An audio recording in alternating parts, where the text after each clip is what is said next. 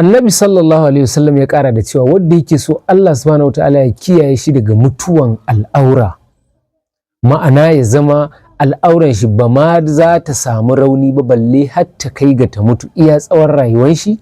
Annabi sallallahu alaihi wasallam ya ce waɗannan sunayen guda 7 su zai lizimta karantawa kamar haka. Sunayen su ne akwai ya ƙadiru, ya muƙaddiru, ya ƙayyumu, ya ƙawiyu, ya matinu, ya mutakabbiru, ya mu'inu. Waɗannan sunaye guda 7 su zai dinga karantawa kullum ƙafa 100, kullum ƙafa 100, haka har kwana 7 ko kuma kwana 40, saboda girman al'amarin.